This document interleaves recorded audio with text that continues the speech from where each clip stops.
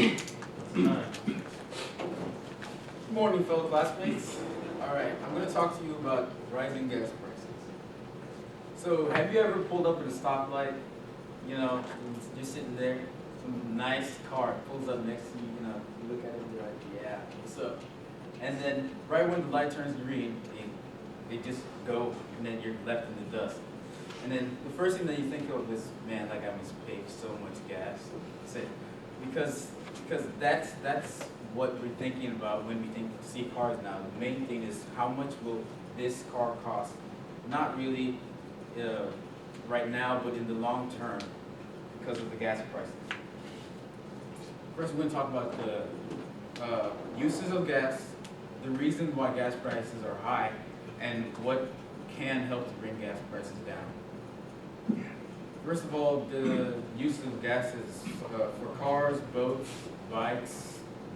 I put boats, bikes. Okay, and more. An example I have is like a lawnmower.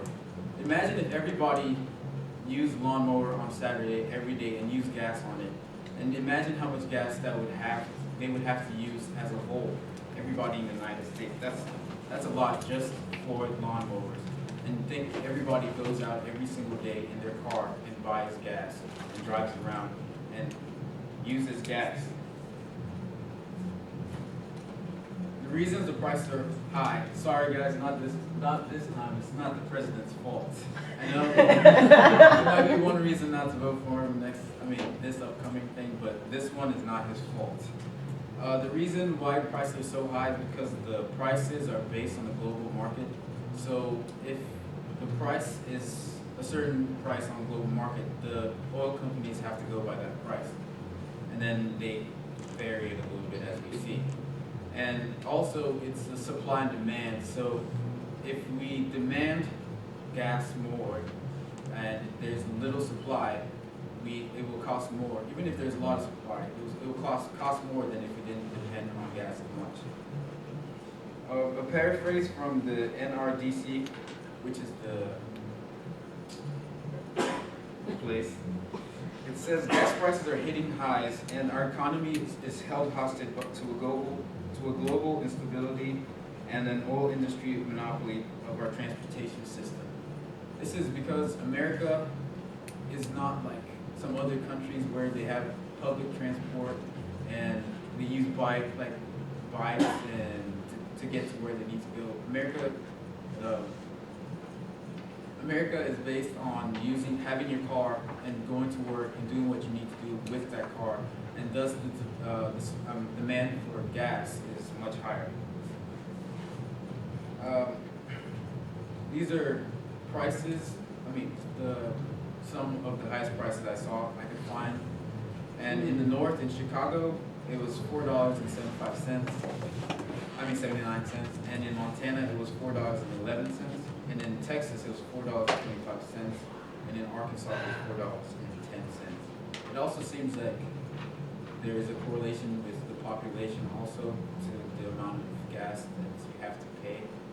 That's why when you search for gas here, if you go to areas where people aren't as bountiful, then you'll probably find cheaper gas prices than if you were to go to the middle of Kingwood and look for gas. It says the average U.S. household buys 1,000 gallons of gas a year, and at the prices that we are at now, that could lead up to about 4,000 or 5,000 gallons of gas just on the cars alone. And that's only one household. That's a lot. What can help bring gas down? I know we don't like to hear it. I don't like to hear it. You're gonna have to switch to hybrid cars. I like my gasoline cars. I don't need to plug in my car. And we're going to need to move to a lower dependence on gasoline. That's why there's a demand to move away from gasoline products. Like they're making hybrid cars now and things that are based on electricity more than with gas. to my works cited, and that is my, wait, in conclusion, I would like to tell you that there are a lot of things that we use gas on. That is why it's cost so much.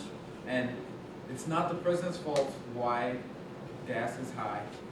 It's our own fault, and we need to move away from gas through different alternatives like hybrid cars and yes, buying things that don't depend on gas as much. And that is my conclusion. Okay.